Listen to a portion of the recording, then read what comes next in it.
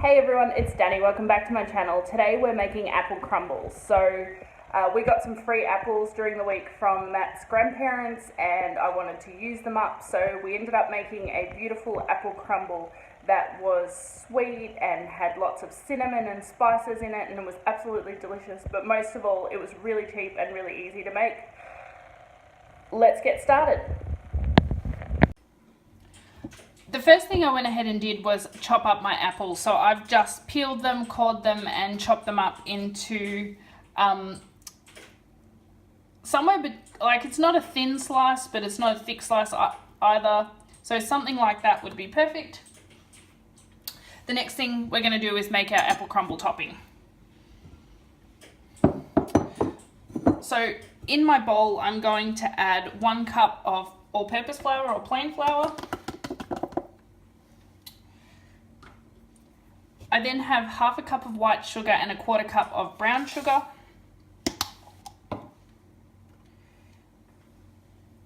And then I have my spices. So there's 3/4 teaspoon of cinnamon, 1/4 teaspoon of nutmeg, 1/4 teaspoon of salt, and 2 whole cloves.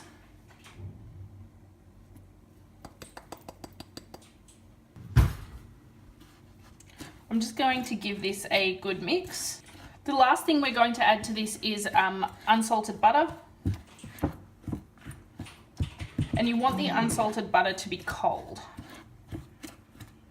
The other thing that you want to do is you want to have your oven preheated to 180 degrees so that once we've put this all together, we can put it straight in the oven. What you're going to do is you're going to add 125 grams of butter.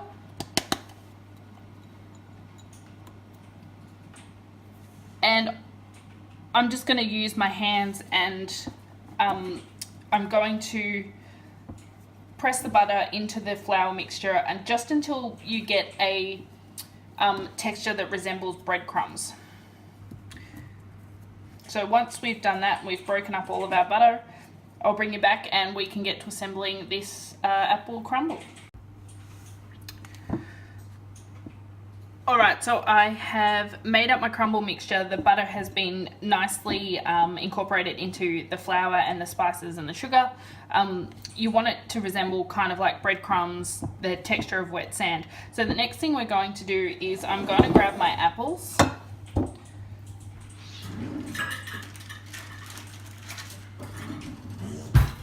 And I'm going to add to that 2 tablespoons of our crumble mixture.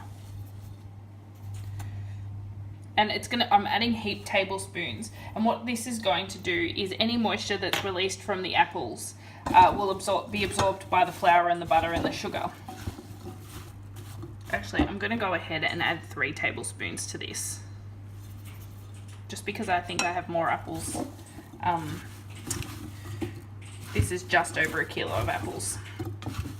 Alright, so now that these are nice and incorporated, I'm going to go ahead and put them into our baking dish. So here I have a square baking dish. You can use a round pie dish, just something that's going to fit all of your apples in there.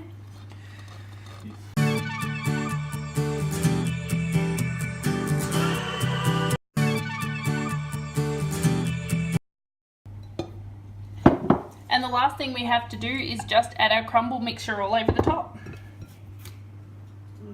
So you want to evenly spread it across all of the apples. I've added 2 cloves to this, but there's a very funny story about me. I was much younger and I was making an apple pie and I had never added cloves to apple pie before.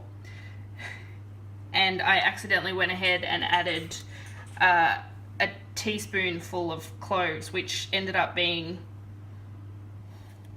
an interesting experience for the people that ate that particular apple pie. I think it made their mouths numb. And it's been a laughing point every time I mention apple pie in our family. But I have learnt since then that 1 or 2 in an apple pie or an apple crumble, and this is whole cloves, is more than enough. The last thing is I've gone ahead and put mine onto a parchment lined baking sheet. That means if anything spills over, it's going to go onto my sheet of parchment paper and not all over my oven. So we're going to put this in the oven. We're going to bake this for an hour at 180 degrees. And when it's all done, I'll bring you back and we're going to serve it up. So here's our delicious apple crumble that has baked. It baked for just over an hour. I think I had it in the oven for about an hour and 15 minutes. And I just poked the apples with a skewer to make sure they were tender. And I've allowed it to cool for quite some time now. And yeah, I'm going to serve it up. You can serve it with ice cream or custard. We're just having it on its own. And we're going to enjoy. Here's what it looks like all served up. I hope you like it, I hope you enjoy it, and I hope to see you next time on Do It Frugal. Don't forget to like, comment, and subscribe. Bye!